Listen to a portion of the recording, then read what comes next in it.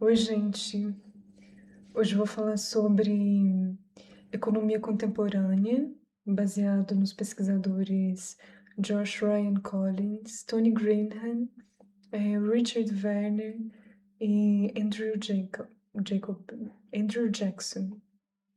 Eu irei abordar a mudança estrutural do dinheiro na economia moderna e as consequências dessa transformação para a sociedade, o papel dos bancos privados na criação monetária e na expansão do crédito, os efeitos do endividamento como um mecanismo de estabilização econômica, as limitações da regulação estatal, a dimensão internacional do sistema financeiro, incluindo câmbio, especulação e dependência externa, os impactos sociais, dessa lógica sobre trabalho, consumo e bem-estar coletivo, entre muitas outras questões. A primeira questão se dá sobre dinheiro, impostos e o Estado. Quando se fala em impostos, a explicação mais comum é: o governo cobra impostos para ter dinheiro para políticas públicas, como financiar escolas, hospitais, segurança pública, etc. Essa explicação não é totalmente falsa, mas é profundamente incompleta. Ela faz sentido intuitivo.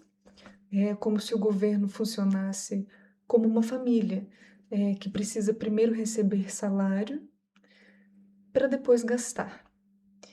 O problema é que o Estado contemporâneo, o Estado moderno, ele não funciona assim.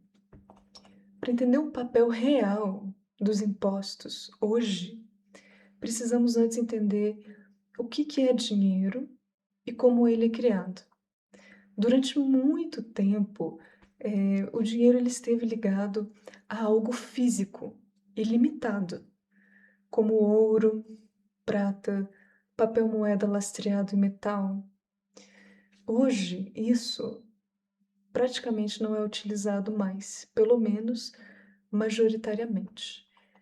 O dinheiro moderno é, em sua maioria, digital, criado por registros contábeis, como números em contas bancárias, saldos eletrônicos, dígitos em sistemas do Banco Central. Quando o governo gasta, ele não pega dinheiro guardado em um cofre. Ele cria dinheiro novo, creditando valores nas contas das pessoas. Isso não é teoria alternativa, é o funcionamento operacional real do sistema monetário digital. Isso significa que o governo ele pode criar dinheiro do nada. Isso não significa, no entanto, que ele cria dinheiro de maneira ilimitada. Ele pode fazer isso, mas ele não faz, porque ele sabe que ele não deve. Eu vou explicar. Um Estado que, como o Brasil, emite sua própria moeda, cobra impostos nessa moeda, tem dívida na própria moeda, não precisa arrecadar para gastar. Como assim? Se um Estado tem sua própria moeda, ele não precisa arrecadar primeiro para depois gastar. O Estado, ele cria dinheiro digital e ele gasta, distribui para a população esse dinheiro digital que ele criou assim. Então, esse dinheiro entra na economia. Posteriormente, o governo vai tributar as pessoas e parte desse dinheiro que ele distribuiu sai da economia. É claro que não é tão simples assim, e nem todo o dinheiro que chega ao povo vem do governo, né, mas do setor privado. e nem todo o dinheiro do povo vai para o governo, mas para o setor privado, mas é só para entender a lógica aqui. Que o gasto público, ele pode vir antes da arrecadação. Nesse mundo digital, de dinheiro digital, isso muda completamente o papel do imposto. Se o governo não precisa do imposto para ter dinheiro, por que ele cobra imposto? A resposta é que o imposto ele não tem a função principal de financiar o Estado. Ele existe para regular a economia. Se fosse distribuído dinheiro virtual indiscriminadamente, sem tirar dinheiro de circulação, como os tributos tiram, haveria muito dinheiro para poucos produtos, causando uma inflação, um aumento dos preços. Não é que vai ter poucos produtos, mas vai ter pouco produto para tanta demanda, né? Não é 100% dos casos que isso vai ocorrer, depende de muitos outros fatores, mas geralmente isso pode acontecer com grande possibilidade.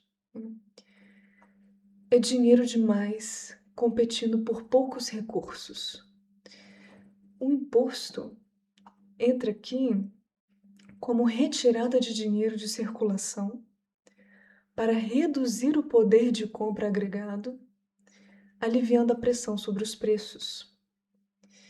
O imposto serve mais de freio econômico do que financiar o Estado para políticas públicas. É muita ignorância alunos de escolas de ensino básico falarem para seu professor, porque eu já vi muitos casos, falarem para seu professor de forma agressiva: eu pago seu salário com os meus impostos. Ou para um médico da UPA, ou para um policial, entre outros cargos públicos. Não, você não paga meu salário. As coisas são mais complexas do que isso, né? Uma das principais funções do imposto é dar valor à moeda. A moeda estatal, ela só tem valor porque o Estado exige que impostos sejam pagos nela. Não só por isso, mas também você precisa da moeda para evitar multas, para manter a sua empresa legal, para viver dentro da lei, entre muitas outras coisas. Então você precisa da moeda e ela ganha valor social. Sem imposto, a moeda estatal vira apenas mais um meio de troca, perde centralidade, perde força. Uma de suas funções é redistribuir riqueza. Mesmo podendo criar moeda, assim, sem custo, né, o Estado ele enfrenta problemas como concentração extrema de renda, poder econômico acumulado, desigualdade estrutural. A desigualdade reduz o consumo real, gera instabilidade social e enfraquece a própria economia. O imposto progressivo impediria o colapso social, mantendo o sistema funcional. O imposto também é uma ferramenta política. Se o imposto está alto, ele desestimula o consumo, mas se está baixo ou isento, ele incentiva o investimento. Temos impostos ambientais, impostos sobre vício, isenção para alimentos básicos. O importante muitas vezes esquecidos em certas sociedades, é que o imposto ele não deve arrecadar por arrecadar, mas deve organizar as prioridades da sociedade. Então, por que ainda falamos o imposto paga políticas públicas? Por 3 motivos principais. A facilidade política, é mais fácil conversar com a população, eh, nesse modo de explicar, e também tem uma confusão entre contabilidade e economia real. Oh, meu Deus do céu! O Estado, ele usa registros contábeis parecidos com os domésticos, mas ele opera de maneira diferente, com limites políticos, não monetários. Mesmo podendo criar dinheiro, o governo ele enfrenta pressões políticas, lobby financeiro, regras institucionais, medo inflacionário. O limite do gasto público raramente é financeiro, ele é político. No entanto, este modelo não vale igual para todos os países, né? Ele funciona. Quando eu quero dizer, só para retomar, quando eu quero dizer que o gasto público ele raramente é financeiro, ele é político, não quer dizer que se eu gastar indefinidamente isso não vai atrapalhar no financeiro, não é isso que eu quis dizer, né? Mas então esse modelo ele não vale para todos os países, né? Esse modelo ele funciona plenamente em países que controlam a sua própria moeda, mas ele não funciona de maneira plena com países que são dolarizados, que dependem da dívida externa em moeda estrangeira, países que não têm soberania monetária, não têm a mesma liberdade, né? Os impostos, eles, eles não são uma forma de juntar dinheiro, eles são, portanto, uma ferramenta central de organização econômica, controle inflacionário, coesão social e estabilidade monetária. Entender isso muda completamente a forma como vemos austeridade fiscal, dívida pública, gasto social e papel do Estado. Pagar imposto dá a sensação de ver o dinheiro suado ser arrancado e jogado fora, como se não tivesse valor algum, sobretudo quando se sabe que o governo pode criar dinheiro virtual sem custo material direto, sem precisar de nossos impostos. Então, a frustração e o sentimento de exploração são comuns quando a gente toma consciência disso. Ainda que racionalmente se compreenda que esse dinheiro não desaparece, mas ele é retirado de circulação para sustentar a estabilidade econômica e evitar danos maiores ao bem-estar coletivo, na teoria desse sistema econômico que a gente vive, né? Então, não se trata aqui de justificar esse sistema econômico, mas de reconhecer que é assim que ele opera atualmente, mesmo sendo necessária uma mudança estrutural. Uma, uma outra questão é do problema do crédito privado. Quando o dinheiro circula, mas não retorna, além de gastar e tributar, existe um outro ator central na economia moderna, que são os bancos, né? E aqui aparece um dos maiores pontos de tensão do sistema econômico. Quando pessoas e empresas precisam de crédito, empréstimo, elas quase sempre recorrem a bancos privados. Esses bancos criam crédito, parcelam cobrando juros, acumulando lucro. O problema não é apenas que eles lucram, o problema é para onde esse lucro vai. O lucro dos bancos privados não retorna automaticamente ao Estado, nem à sociedade como um todo. ele se concentra nos acionistas, no sistema financeiro e em aplicações especulativas. Isso cria um circuito econômico fechado e assimétrico.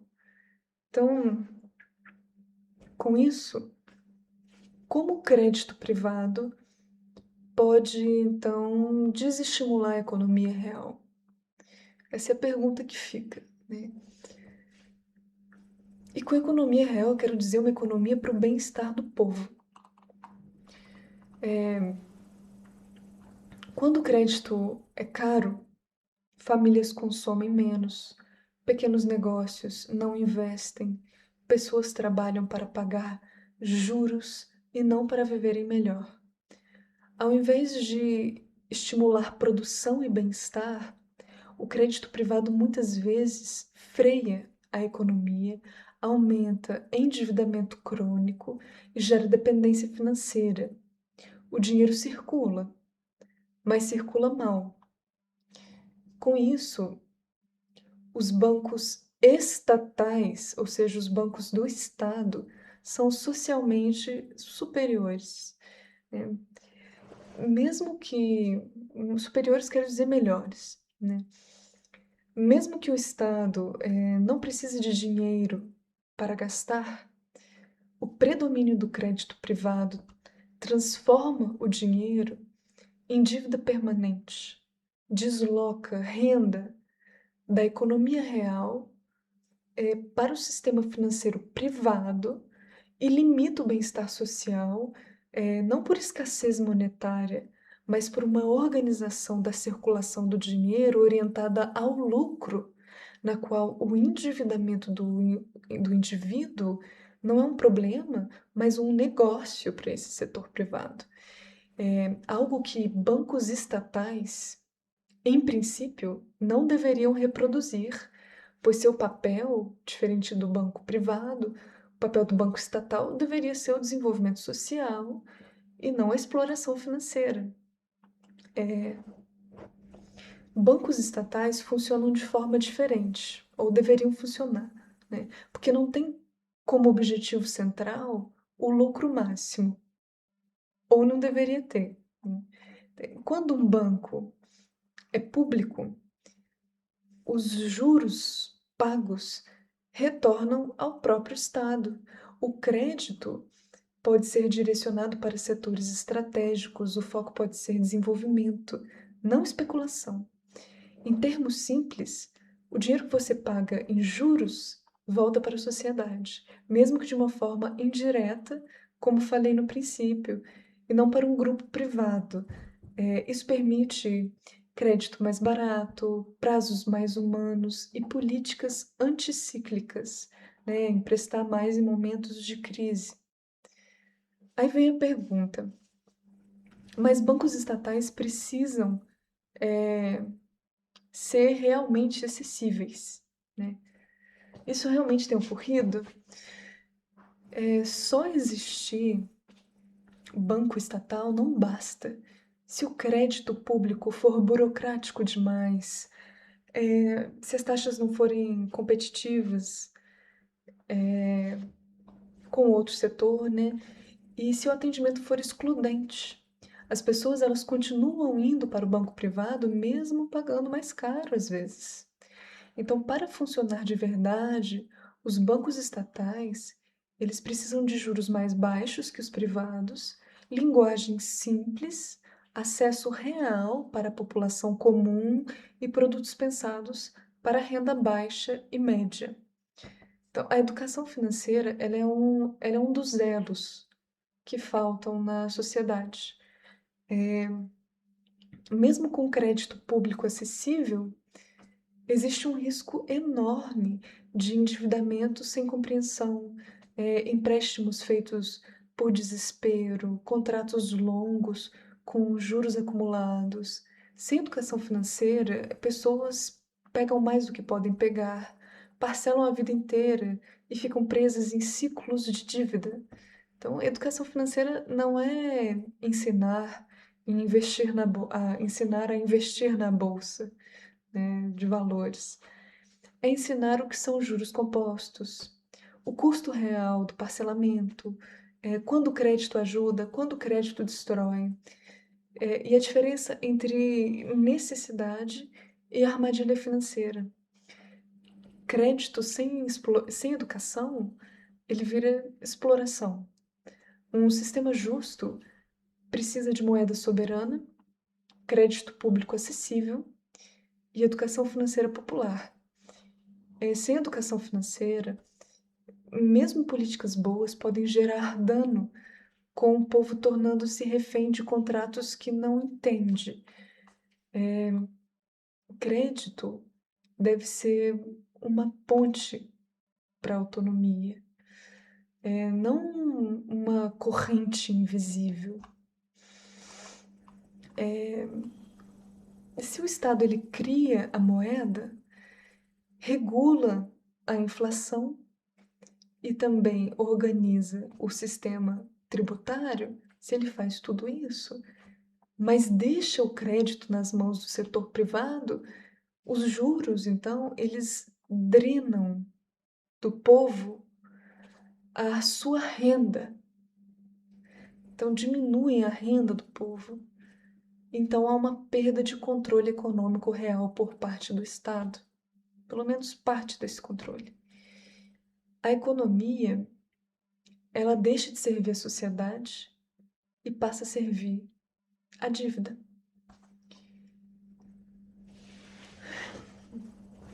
Bom, a terceira questão é a dívida externa. O Estado brasileiro, ele não cria dólares, nem se quisesse poderia, né? Nem se a moeda do Brasil ele adotasse o dólar, ele poderia criar dólares. Então, é justamente por isso que a dívida externa ela é diferente da dívida em moeda própria, né? Enquanto criar reais é algo que o governo pode fazer, honrar compromissos em dólar exige que o país obtenha dólares de uma forma real. Ou seja, ele não pode simplesmente criar dinheiro, ele tem que dar um jeito de ganhar dólar de algum jeito, né? Seja exportando produtos e serviços, seja utilizando reservas internacionais, seja contraindo novos empréstimos em moeda estrangeira, ou atraindo investimentos de fora. Enfim, isso se ele tem uma dívida externa em dólar, né? Geralmente, quando tem dívida externa, é em dólar. Então, não existe um atalho contábil. Simplesmente imprimir reais não gera dólares. E qualquer tentativa de compensar isso por meio de manipulação monetária pode desvalorizar a moeda, gerar fuga de capitais e provocar crises cambiais. Portanto, a limitação não é contábil, mas econômica e cambial, dependendo da capacidade real da economia de produzir e gerar divisas. Durante essa limitação, pode surgir a tentação de resolver o problema da dívida externa adotando o dólar como moeda ou subordinando toda a política econômica a ele. À primeira vista, parece uma saída fácil, mas na prática, isso transferiria o controle da economia para fora do país. Sem uma moeda própria, o Estado ele perde instrumentos fundamentais para reagir a crises. Não consegue ajustar a política monetária, definir juros de forma independente, ou também usar o gasto público como um estabilizador econômico, né? A dependência do dólar reduz a soberania nacional e torna a economia mais vulnerável a choques externos, decisões tomadas fora de seu controle, fora de sua nação. Então, peraí, tá caindo. Outro ponto importante é que tratar o pagamento da dívida externa como prioridade absoluta pode gerar consequências negativas sérias. Ajustes feitos apenas para gerar dólares, como cortes profundos em investimentos públicos, cortes em saúde, educação, assistência social, salários, eles podem aliviar a pressão externa temporariamente, mas enfraquecem a economia no médio e longo prazo, causando consequências graves para a população. O país reduz emprego, renda e consumo, o que diminui sua própria capacidade produtiva e, ironicamente, sua habilidade futura de gerar as divisas necessárias para honrar a dívida externa. Por isso, administrar a dívida externa não significa pagar a qualquer custo, mas sim equilibrar a necessidade de honrar compromissos com a preservação do bem-estar social e da capacidade econômica interna. A soberania monetária e cambial não existe para proteger números abstratos em relatórios, mas para permitir que a economia funcione em benefício da sociedade. Quando o pagamento da dívida compromete a vida e a renda da população, ela deixa de ser uma solução e se torna parte do problema. Essas questões que eu falei agora, tem num outro vídeo que eu fiz da crítica à economia neoliberal. E combina muito com as coisas que eu falo aqui nesse vídeo, e algumas questões vão se repetir, até porque a economia neoliberal ela está intrinsecamente relacionada a essa economia contemporânea, né? Então, os assuntos surgem e convergem, né? Ou se, ou se, ou se repetem, né? Mesmo que seja de uma maneira diferente, num contexto diferente. Eu vou retomar agora a questão do poder dos bancos privados. Eu estava falando sobre isso e eu vou voltar a falar sobre isso. Os bancos privados, no Brasil e em muitas partes do mundo também, eles conseguem criar dinheiro, assim como o Estado também consegue. Então, não só o Estado consegue criar dinheiro, como esses bancos privados também criam dinheiro.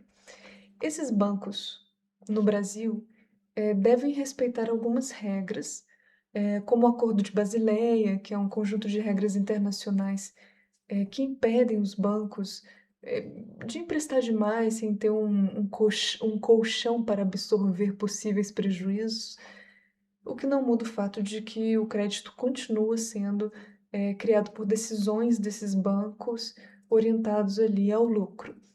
Ele também deve respeitar o Banco Central e seus limites definidos e ter como referência a sua taxa de juros, Selic, mas eles também possuem apoio, como o acesso à liquidez do Banco Central, que pode disponibilizar crédito a curto prazo para evitar quebras.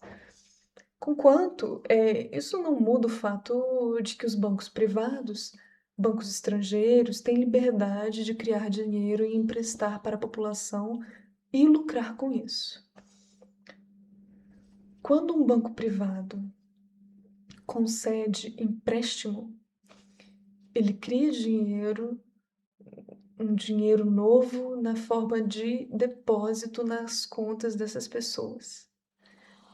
Então, o banco privado concede um empréstimo para uma pessoa, ele cria um dinheiro que vai surgir esse depósito nas contas dessas pessoas. Esse dinheiro ele não vem do Estado, mas ainda circula na economia como se fosse dinheiro real. É dinheiro, né?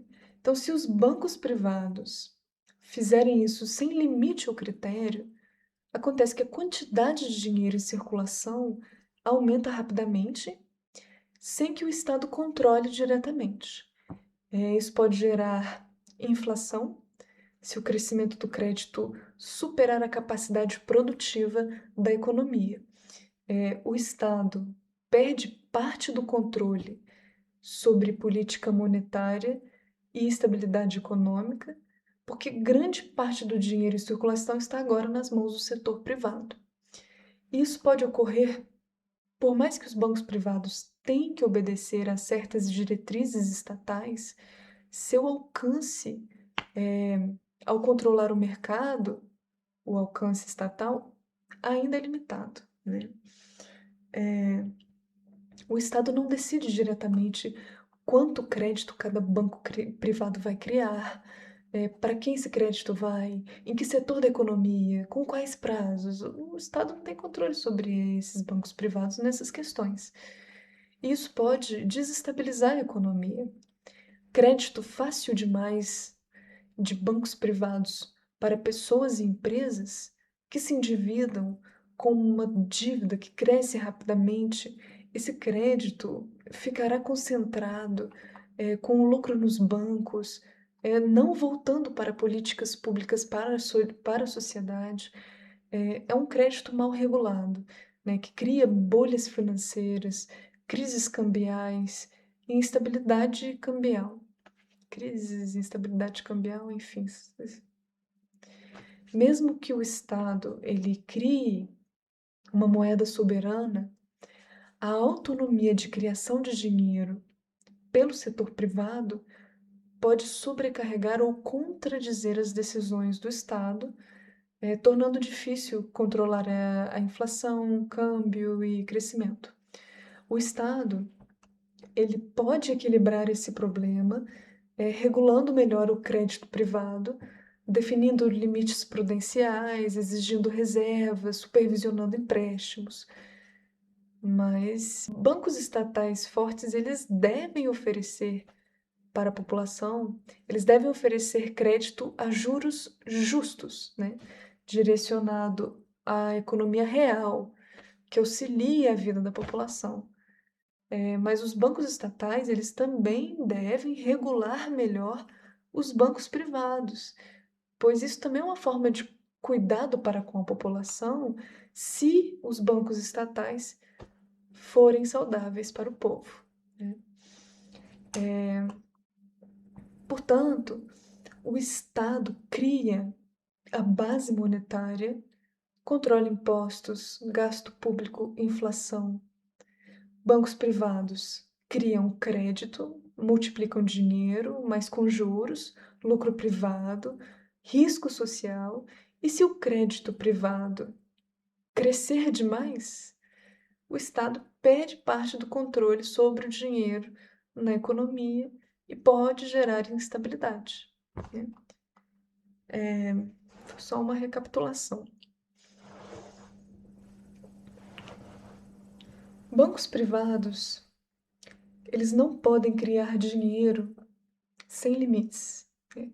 Na teoria, eles estão sujeitos a regras e devem continuar com elas, como eu falei que existem algumas regras, como reservas obrigatórias, né, mantendo parte do seu depósito em reserva no Banco Central, agindo com supervisão e fiscalização.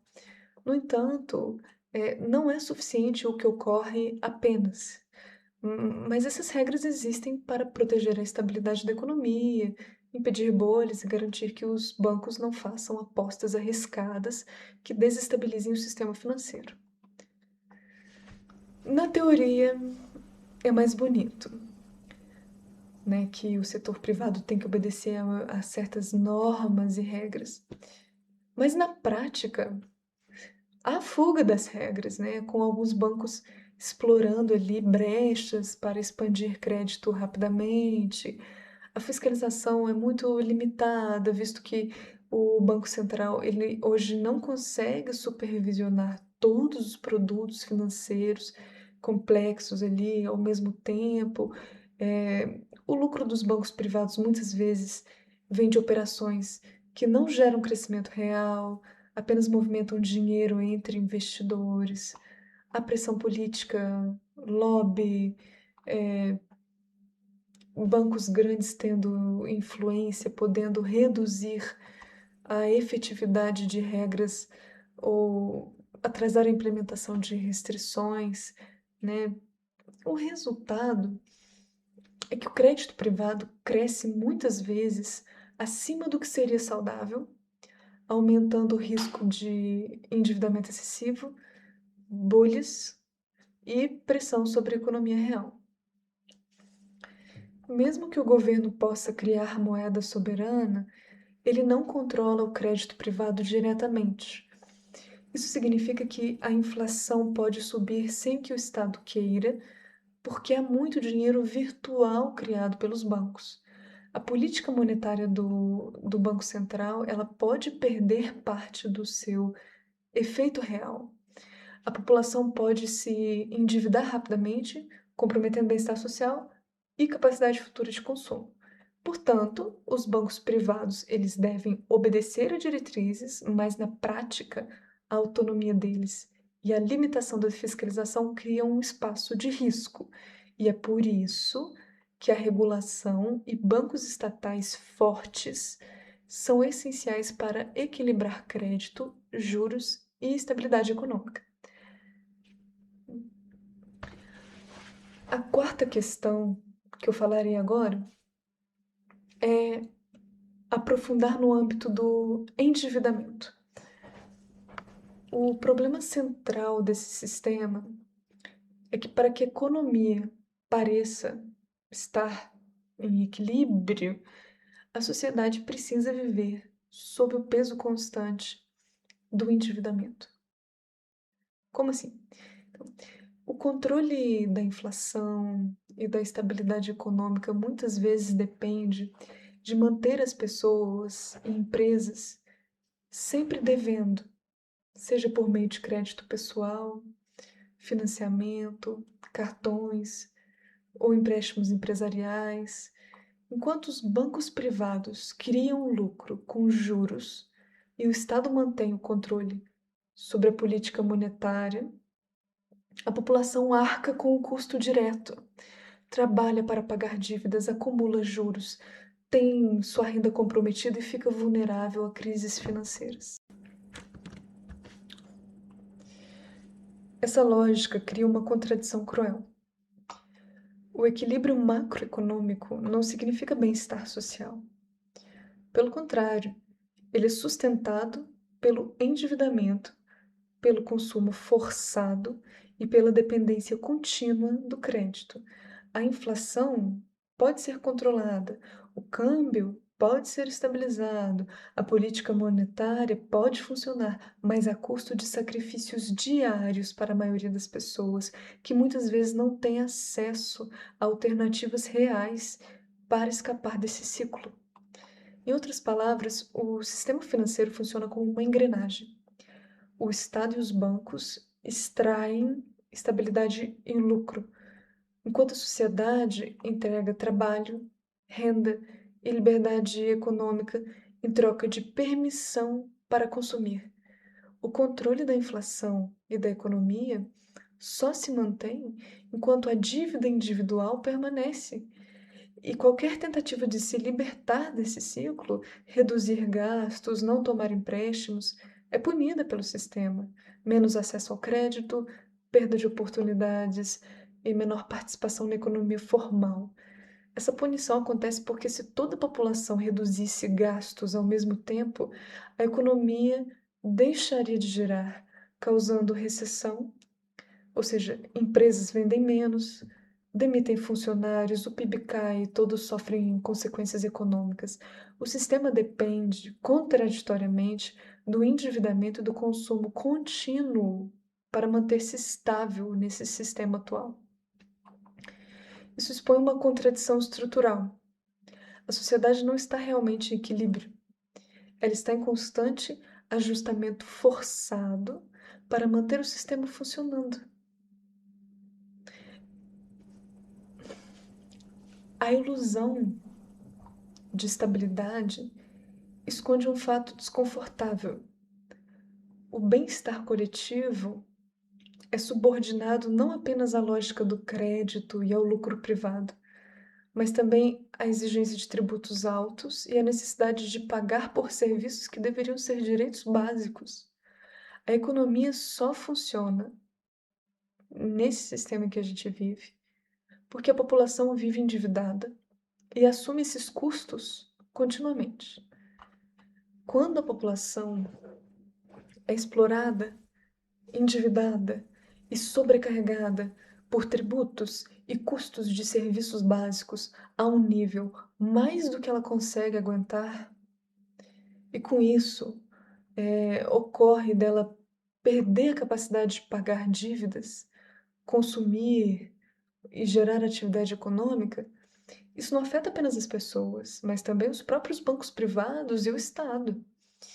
Porque os bancos deixam de receber juros e podem ter inadimplência crescente, as empresas vendem menos, fecham ou demitem funcionários e o Estado arrecada menos impostos e ainda pode ter que gastar mais com assistência social. Muitas vezes, isso não é apenas uma questão de falta de inteligência por parte dos bancos e elites, mas sim uma lógica sistêmica que recompensa o lucro de curto prazo. A ganância de curto prazo se dá com bancos e elites a priorizar o lucro imediato, né? Sem se importar com com a sustentabilidade social. Não sei se eu gosto muito dessa palavra, mas isso aumenta a receita deles rapidamente, né? Esse lucro a curto prazo. Então, eles não têm como prioridade se importar com o risco em cima da população. Há também falta de planejamento sistêmico. Alguns até entendem os riscos para a população, mas a pressão política, interesses corporativos e mecanismos de lucro tornam difícil tomar decisões que beneficiem a sociedade como um todo.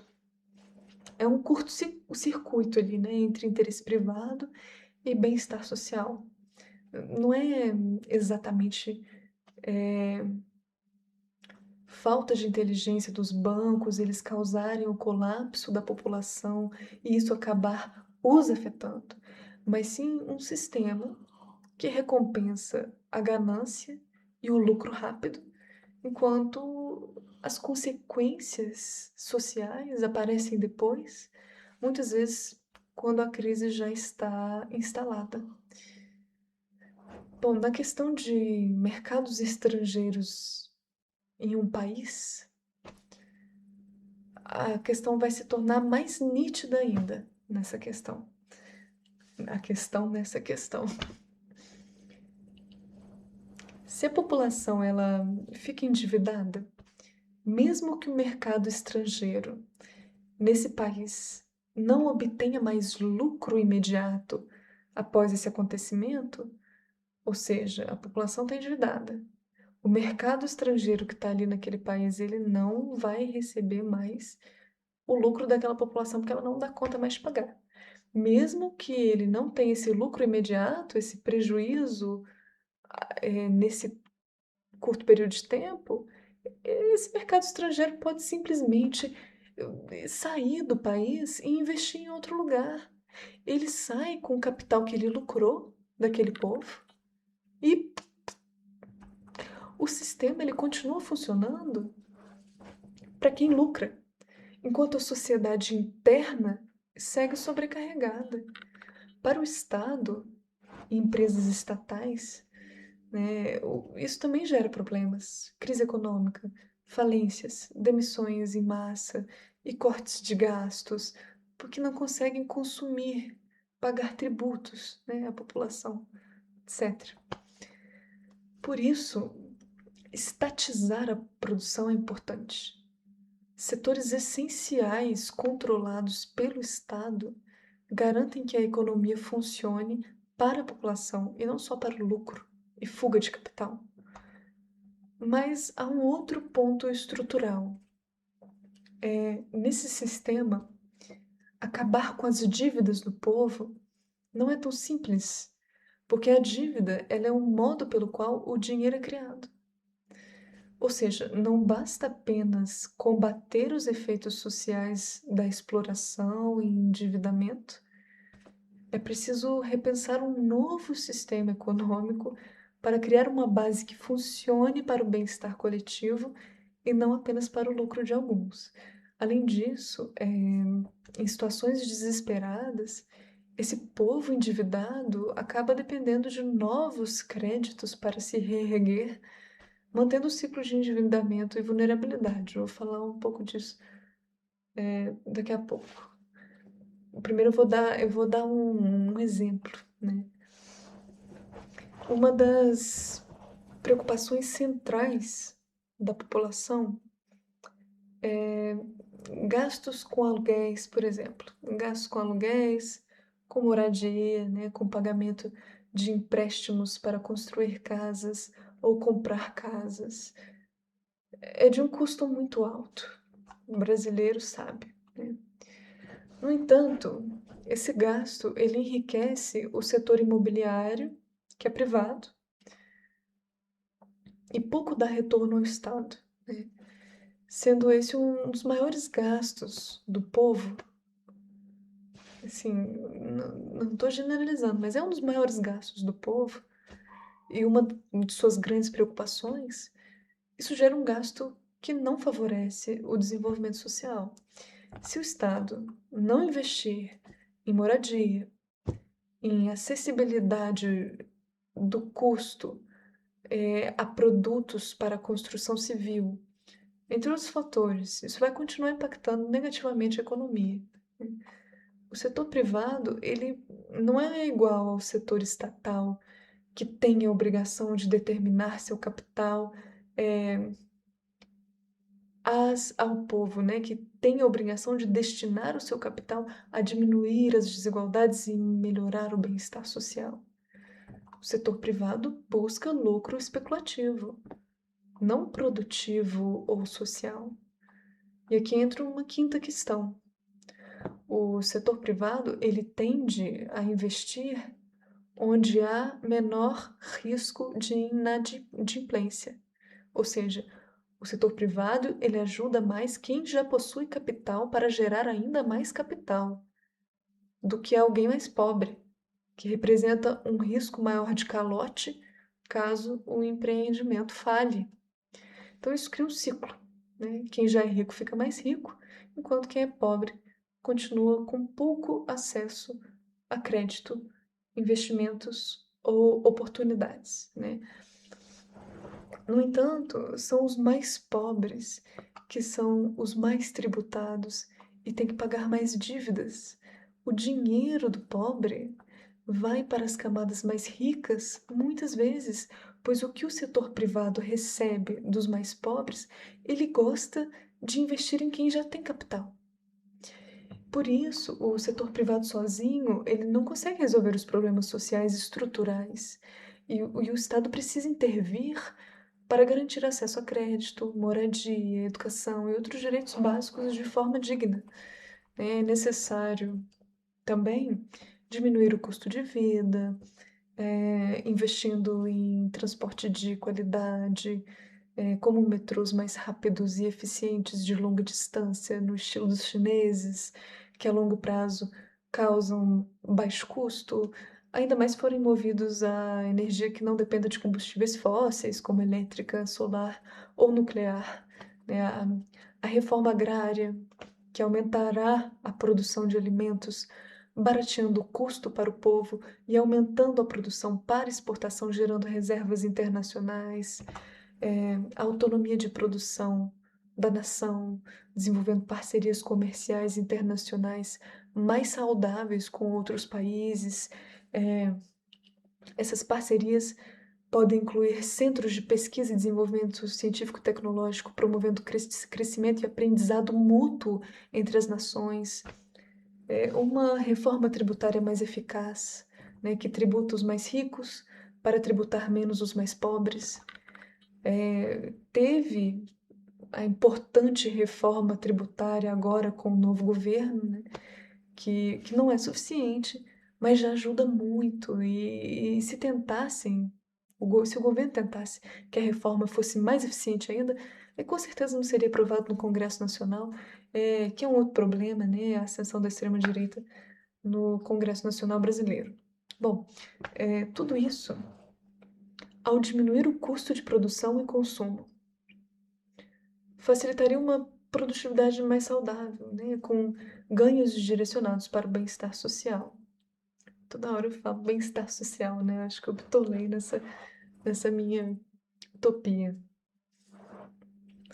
Mas enfim, se a gente pensar que é utopia, a gente não age, né? Mas para funcionar de verdade, precisa ser estatal, né? Porque o setor privado, ele deseja o corte em políticas públicas. Porque quanto mais o povo tem que pagar por algo que antes era gratuito ou de menor custo, mais o setor privado lucra, e se o povo não tem condições, pede crédito, se endivida, conforme a necessidade, né? O mercado privado, ele está em equilíbrio fiscal quando o povo está nessa situação degradante. E é esse equilíbrio fiscal que a mídia neoliberal da direita demanda dos governos, né, criticando gastos públicos com a ideia de que o país irá quebrar. Falaram que o país iria quebrar se acabasse a escravização, se diminuísse a jornada de trabalho, se aumentasse o salário mínimo, etc. E não quebrou, né? No entanto, degradou ali um pouco o setor privado e era o que a mídia liberal não queria que ocorresse. Mas isso ela não pode falar. Então inventa justificativas bonitas para a real causa do incômodo deles. Então, enfim. Vou pegar um pouco de água, peraí.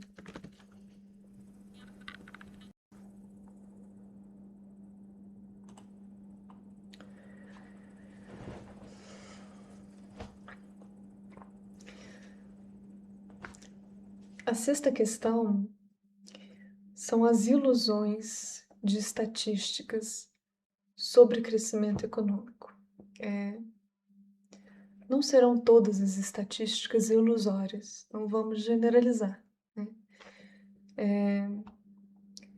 Tem institutos de pesquisa e de estatísticas de crescimento econômico sérios, né? Mas eu vou falar de um caso específico. Quando uma pessoa recebe crédito ou algum dinheiro extra, geralmente ela gasta, né? Esse gasto é contabilizado como crescimento econômico. Para o setor privado, é lucro imediato de vendas, juros, movimentação de mercado. É bom para ele, né? O que muitas vezes se ignora é que depois desse momento, o indivíduo que gastou, ele precisa pagar dívidas desses gastos que causaram o crescimento econômico, muitas vezes com juros altos. Então, o gasto momentâneo, ele gera, muitas vezes, endividamento crescente, pressão financeira e vulnerabilidade. Para o indivíduo, o efeito líquido pode ser negativo ou até degradante, mesmo que os indicadores econômicos possam mostrar crescimento.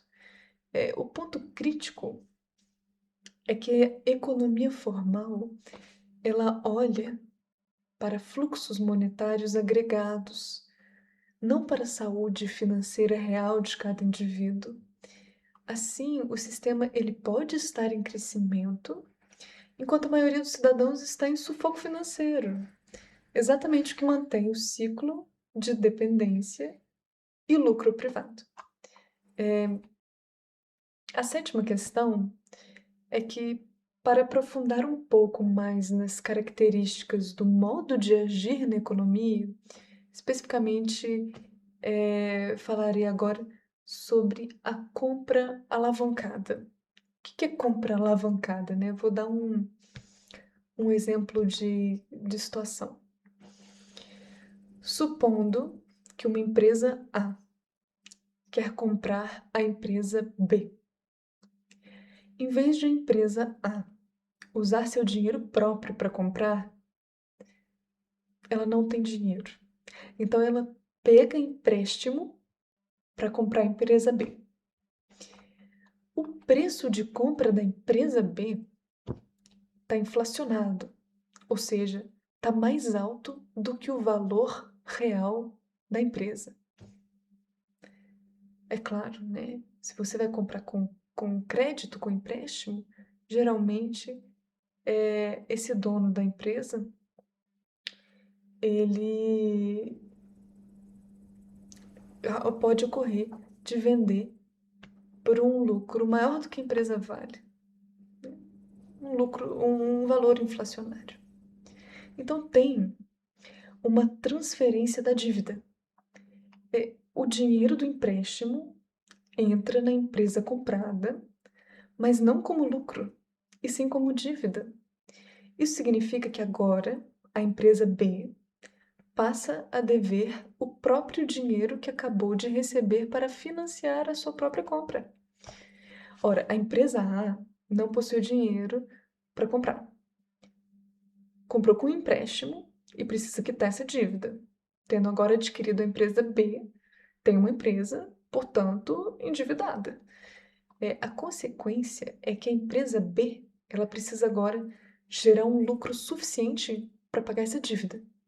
E para isso, muitas vezes será necessário cortar custos, vendendo ativos, aumentando preços, o que afeta o consumo do povo.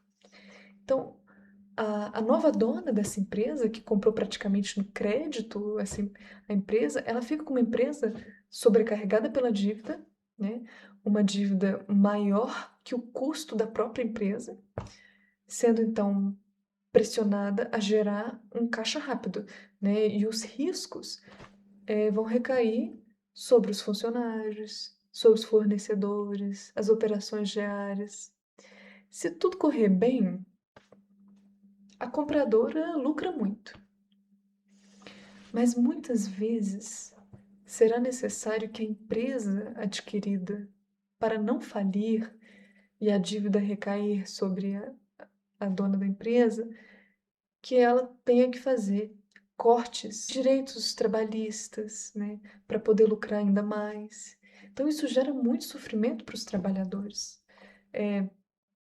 mas gera lucro para o dono da empresa e para o antigo dono da empresa, que vendeu por um preço acima do valor real da empresa, leva um lucro imediato sem risco futuro, né? Então, portanto, os trabalhadores e a operação da empresa são os que arcam com a dívida gerada pela própria compra, né? Então, quem está arcando com isso são os trabalhadores.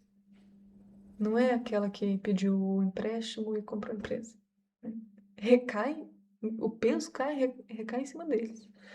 Então, haverá cortes de benefícios ou salários, demissões, pressão para aumentar a produtividade, redução de investimentos em condições de trabalho, né? Melhoria das qualidades ali de vida para os trabalhadores. A compradora, ela espera lucrar, mas corre riscos, né? Principalmente se a empresa não conseguir gerar caixa suficiente para pagar a dívida. No final, o custo humano recai sobre quem trabalha lá, enquanto o antigo dono já embolsou o lucro. É uma situação típica de lucro imediato para poucos e sofrimento prolongado para muitos. Um exemplo concreto de como certas operações financeiras elas podem ser lucrativas para o setor privado sem melhorar a economia real ou a vida das pessoas. A oitava questão é sobre como a sociedade pode cair em um círculo vicioso de lucro e endividamento. Supondo que, em um primeiro momento, há um boom econômico, um crescimento econômico, né? O povo tem capital, tem crédito, começa a gastar, o consumo dispara, empresas lucram, a economia parece crescer. Com a demanda alta, os preços podem subir e haver um aumento da inflação. Para conter a inflação, muitas vezes o governo ou o mercado aumentam os juros ou reduzem políticas de subsídio. Com isso, pode haver endividamento por parte da população, com pessoas que não conseguem arcar com os preços mais altos. Com isso, precisam recorrer a crédito ou empréstimos para continuar comprando o que precisam, e haverá, portanto, uma abertura novamente para crédito e um novo ciclo de gastos com o crédito. O consumo dispara novamente e o ciclo se repete. Empresas lucram de novo, a economia mostra crescimento nos indicadores agregados. Enfim, isso é um exemplo, né? Não quer dizer que sempre é isso que vai acontecer, mas o resultado é que esse ciclo de lucro e endividamento beneficia o setor privado e o sistema financeiro, porque cada pico de gasto gera lucro e depois cobrança de juros. Para o cidadão comum, é cansaço financeiro, endividamento, vulnerabilidade, mas é o que mantém o ciclo ativo, né? E nem sempre quem gera o bom econômico é quem acaba endividado ou pagando a conta, né? As classes com mais capital ou acesso a crédito impulsionam o consumo e os lucros, enquanto a maioria da população enfrenta inflação, juros e tributos mais pesados sem participar proporcionalmente dos ganhos. Isso cria desigualdade e reforça o ciclo de dependência do crédito.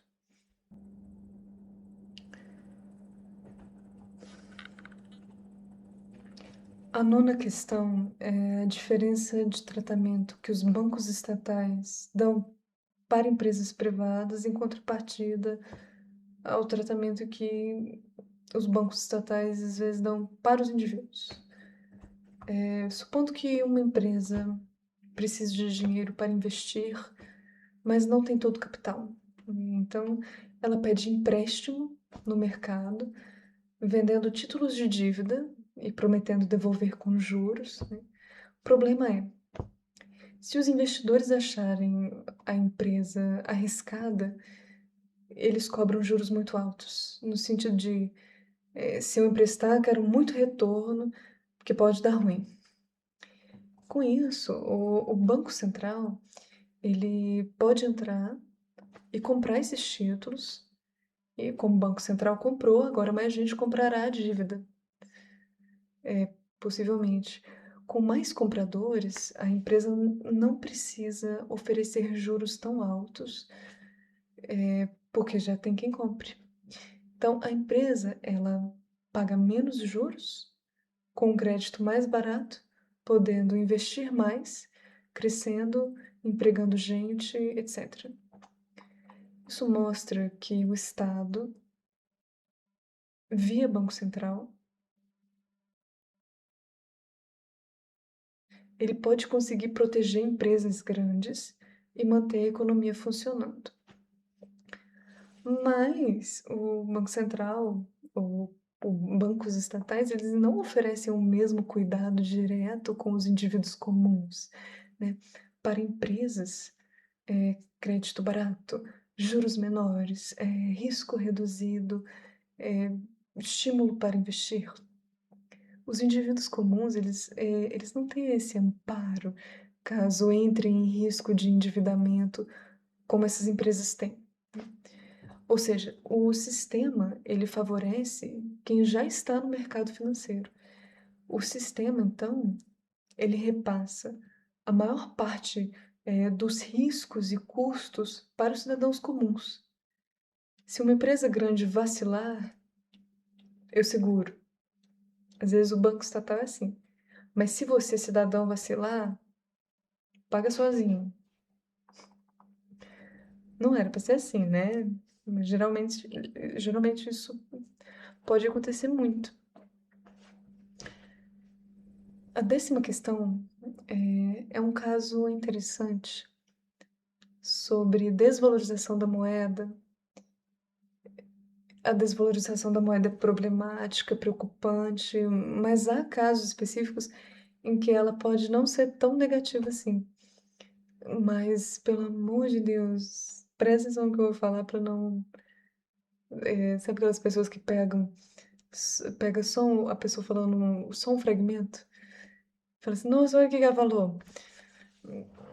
Deixa eu explicar, né.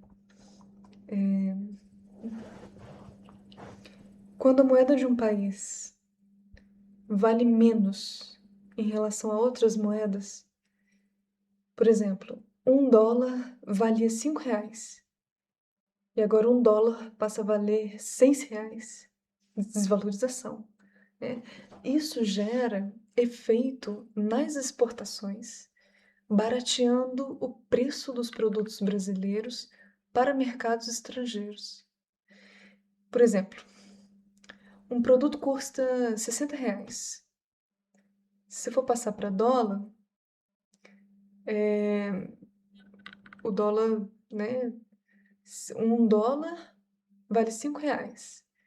Então, se custa R$ 60 o produto, em dólar fica $12, né, 12 vezes 5, 60.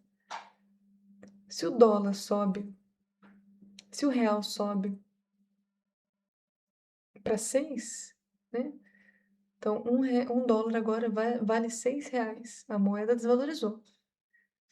Mas o produto vai ficar mais barato para o mercado estrangeiro.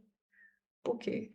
Se o produto é R$ 60 e agora o real é 6, 10 vezes 6, 60, né? É $10 que o produto vai passar a custar. Ai, eu acho que eu sou péssima para explicar matemática.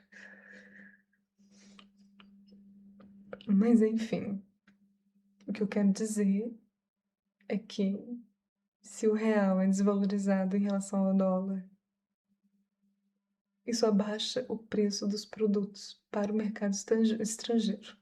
É isso. Isso pode parecer, em um primeiro momento, que desvalorizar a moeda e gerar desvalorização consequente dos produtos a serem exportados é uma má ideia. Em muitos casos é mesmo. No entanto, se um país se encontra em uma grave crise econômica, por exemplo, e está com muita dificuldade de encontrar compradores para os seus produtos, essa pode ser uma solução viável nesse caso, né? Porque preço mais acessível acaba gerando um interesse maior de mercados estrangeiros. Isso torna os produtos mais competitivos no mercado internacional. Empresas exportam mais com a desvalorização da moeda. Então, conquanto pode causar um efeito negativo sobre as importações, por exemplo, né? Onde tudo que o país compra de fora fica mais caro pela desvalorização da moeda. Isso acontece com países em crise, né, que estão tentando geralmente exportar commodities e aumentam-se o preço das importações com eletrônicos, combustíveis, insumos industriais, a título de exemplo, né. Essa solução é boa para exportadores com necessidade de lucro imediato, que vendem mais, ganham dólares, faturam mais.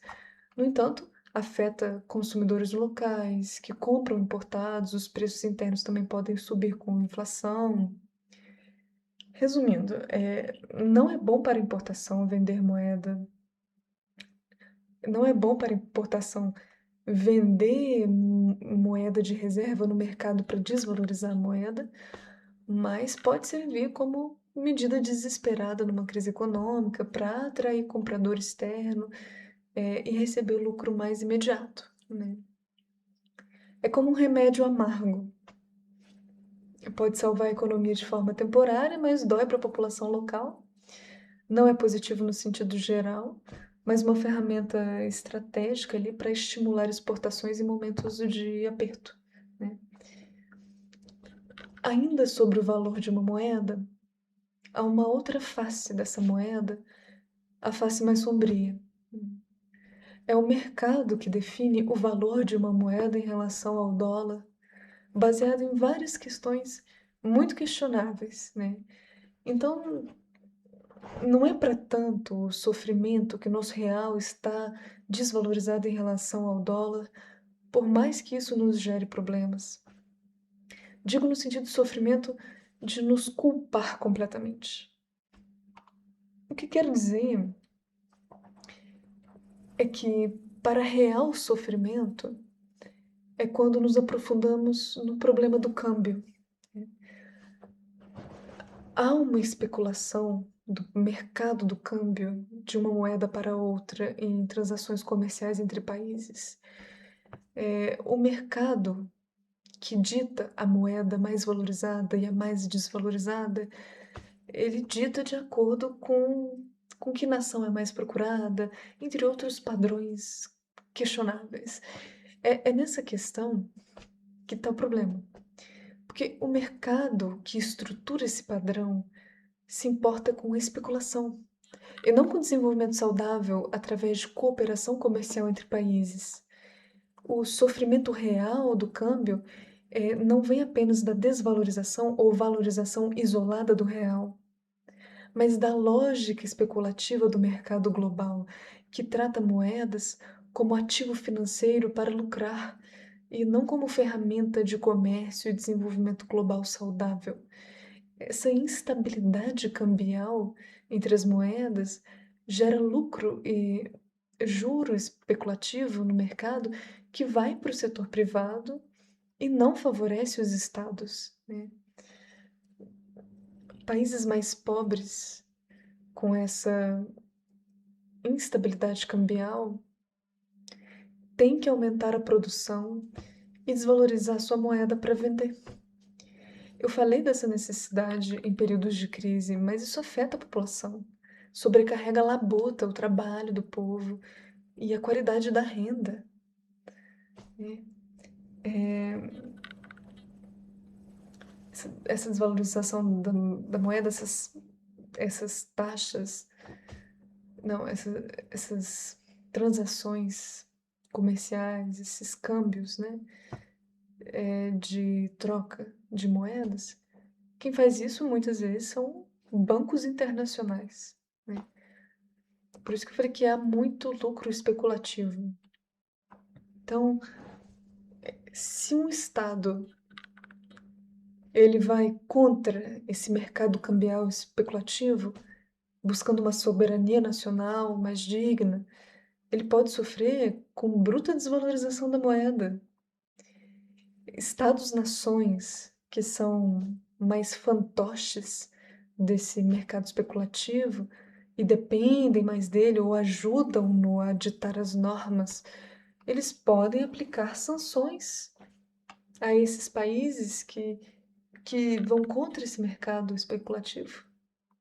Aplicam sanções, não só, né? Mas isso, as sanções econômicas principalmente vão afetar muito a economia desses estados-nações que tentam lidar com a economia de um modo diferente, né? E isso ocorreu no Irã, na Coreia do Norte, na Rússia, em Cuba, etc., né?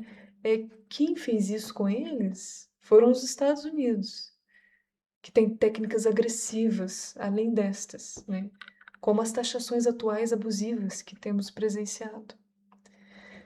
O mercado, desvalorizando a moeda de maneira especulativa brutal em uma nação, forçando-a a produzir e vender para o mercado externo em custo barato para sobreviver, isso vai minando seus recursos naturais, seus recursos minerais, em muitos casos, que poderiam ser mais bem reaproveitados ali para o bem-estar daquela nação. Falar dos Estados Unidos me gera angústia. Né, que juntamente com Israel são guiados para fortalecer militarmente minorias fragilizadas, invisibilizadas nas suas necessidades, instigando revoltas nessas minorias em suas nações, né, seja no Oriente Médio, seja na África, criando fragmentação interna nessas nações e enfraquecendo-as para favorecer o domínio sobre elas. Essas minorias, depois, são traídas por quem as financiou, Estados Unidos e Israel, continuam sofrendo repressão, e se o governo anterior volta ao poder e luta por uma soberania nacional, essa minoria rebelde fica marcada e marginalizada, sofrendo repressão muito mais do que antes. Isso aí é um ponto central dos conflitos no Oriente Médio e na África, atualmente. Estados Unidos, Israel, principalmente. Não só eles, mas eles principalmente. Financiando armamento de minorias que geram fragmentações internas nas nações, desestabilizam essas nações para que facilitem a hegemonia, o controle deles em cima dessas nações, a exploração em cima delas. É praticamente a causa principal dos conflitos no Oriente Médio e na África. É uma das maiores causas, né? Agora com maior conivência ali dos Emirados Árabes Unidos, né? O que ajuda a criar a falsa e cruel ideia de que lá são todos terroristas, bárbaros, ditadores, etc., que os Estados Unidos precisam levar a democracia, salvar aquele povo, sendo que o real interesse se encontra nos recursos daquela nação, em ampliar bases militares, em sua hegemonia política econômica, com o filhinho lá que é Israel, com seu imperialismo genocida explícito ao povo palestino, que a mídia ocidental fecha os olhos, e se chegar a criticar, é de maneira profundamente eufemista, para não falar coisas piores, fazendo falsos discursos pacifistas de cessar-fogo, sendo que a única dignidade possível na Palestina, por exemplo, né, é ter seu território devolvido por inteiro, do rio ao mar. Antes ali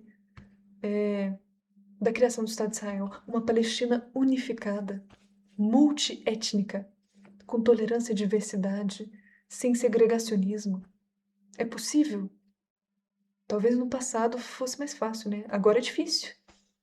Com a porcaria que foi a criação do Estado de Israel, que poderia ser muito bem acolhidos na Palestina e em toda a Europa e além da Europa, depois da Segunda Guerra Mundial, com políticas de acolhimento desses imigrantes,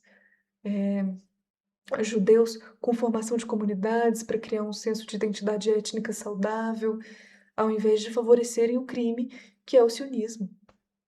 Tem muito judeu, mas muito judeu aí que é contra o sionismo. Antissionismo não tem nada a ver com antissemitismo, né? Mas é o que o sionismo quer pregar, né? Para fazer seu vitimismo. Mas voltando ao mercado, né? É muito difícil o Estado regular o mercado financeiro que lucra com especulação de câmbio desregulado, né? Uma luta por regulação estatal, soberania nacional, acaba fazendo aqueles que lutam sofrerem sanções, ataques de países imperialistas que financiam mídias a espalhar informações falsas terríveis sobre essas nações, nações neocolonizadoras que espalham multinacionais em países subdesenvolvidos por questões históricas de exploração, abusam desses países, criando dependência, endividando-os. Colonialismo não acabou. Essas multinacionais chegam em países com histórico de exploração colonial que não têm condições de montar uma indústria forte a curto prazo. Essas multinacionais, elas exploram recursos naturais, exploram mão de obra barata, repatriando os lucros para o seu país de origem e deixando pouca infraestrutura ou riqueza na nação explorada.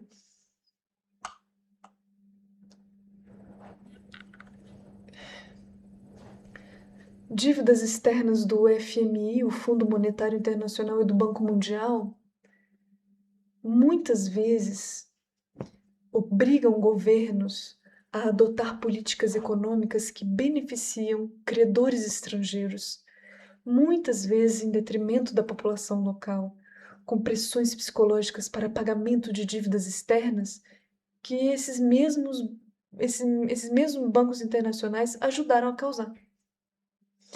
Então, essas dívidas externas, né?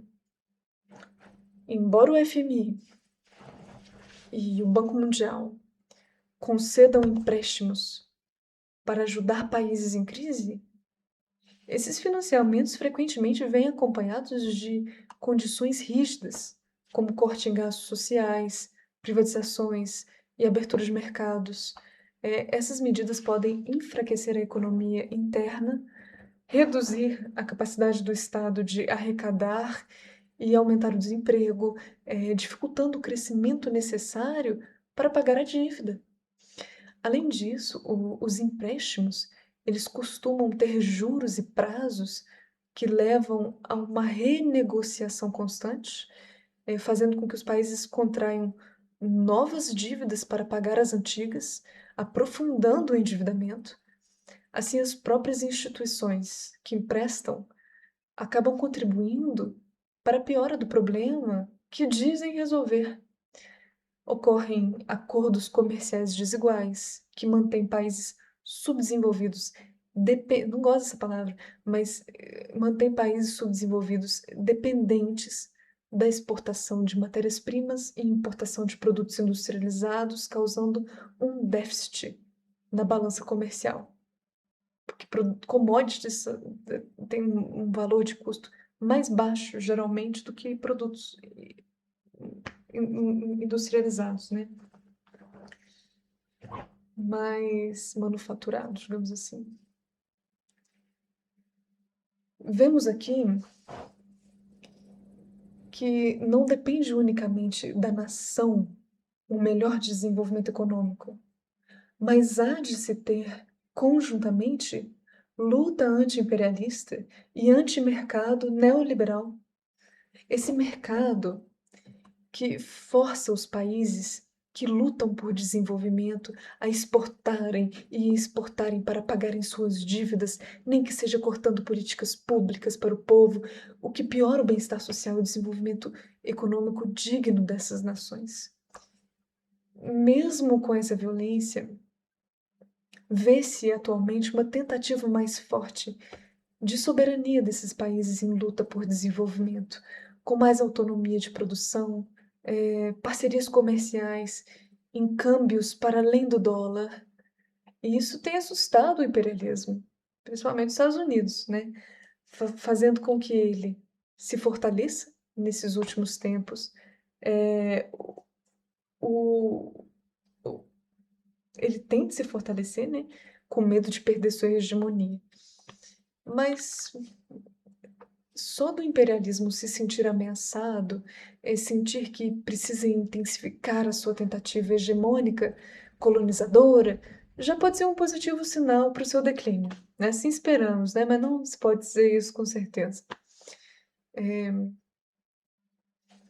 A última questão que eu gostaria de comentar sobre é apenas mais uma característica de ação econômica que se transformou através dos tempos e é o hedging, a proteção que se tornou especulação, né?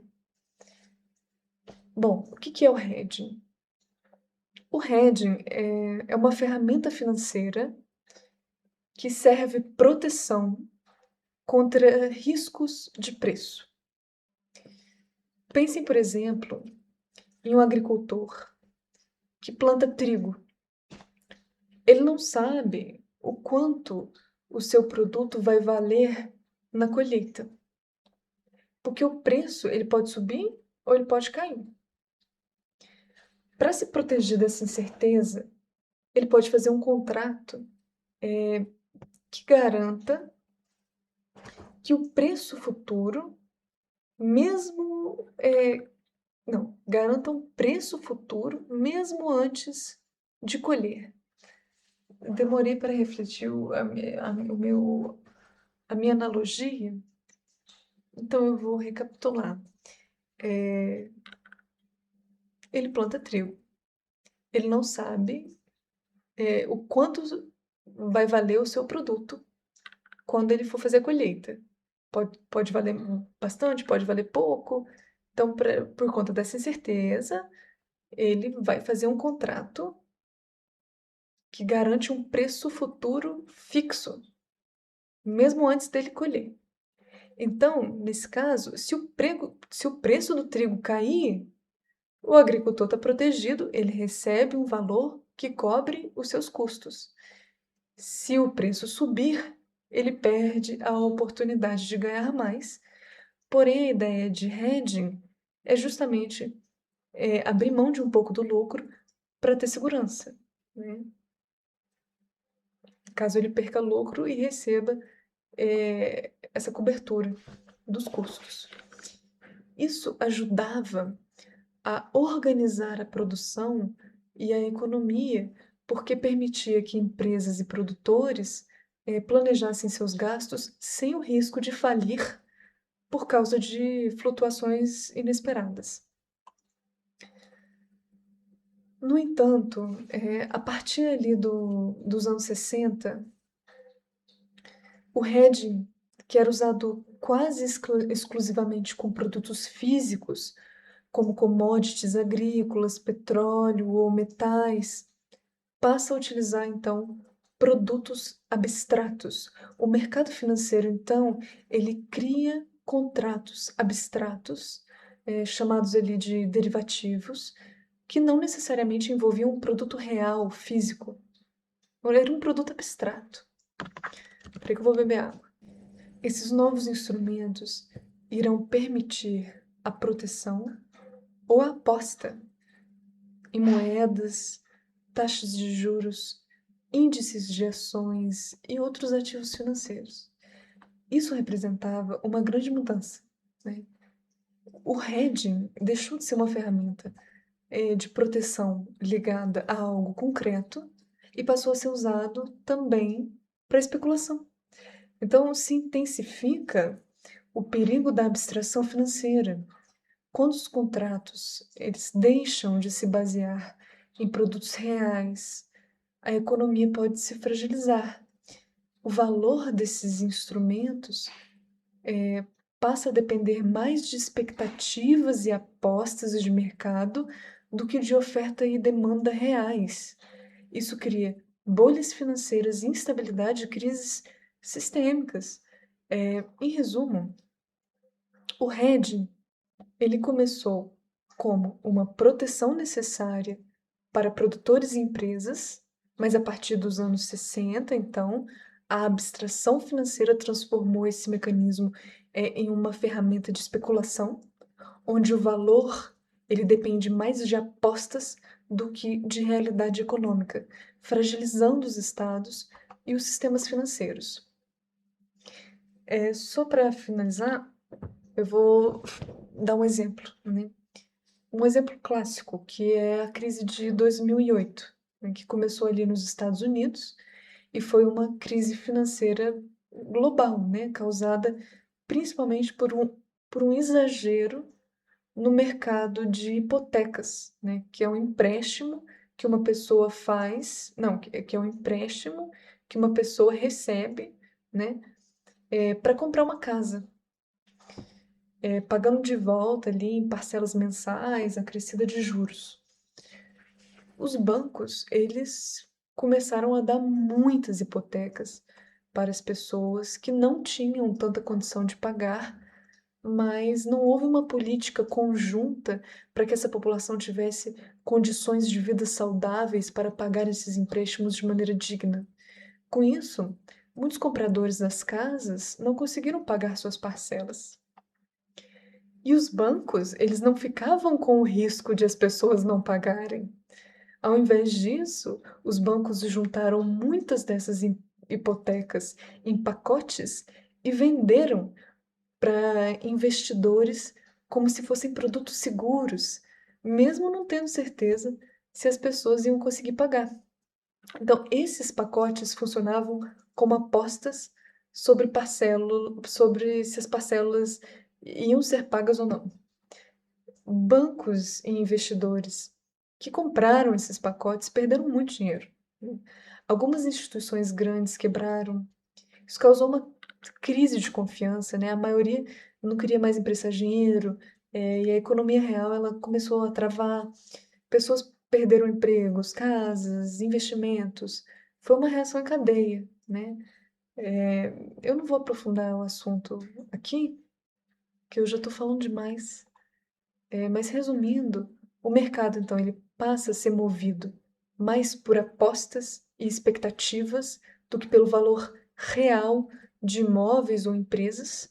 Isso mostra como a abstração financeira ela pode ser perigosa quando o valor deixa de refletir algo concreto.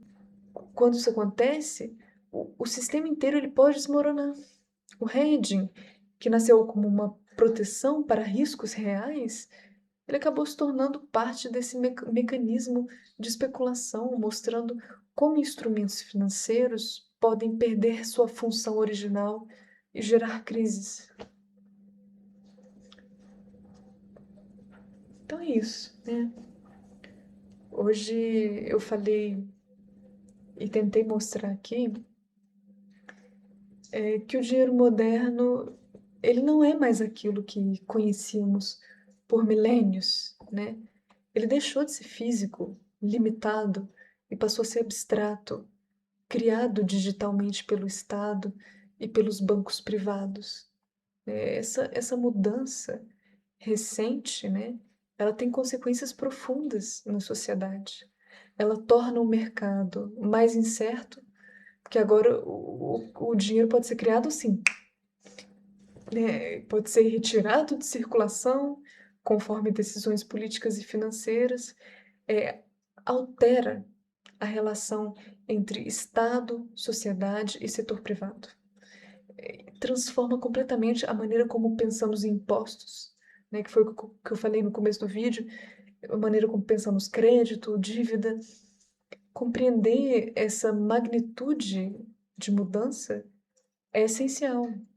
O que antes parecia um limite natural, quanto dinheiro um Estado possuía fisicamente.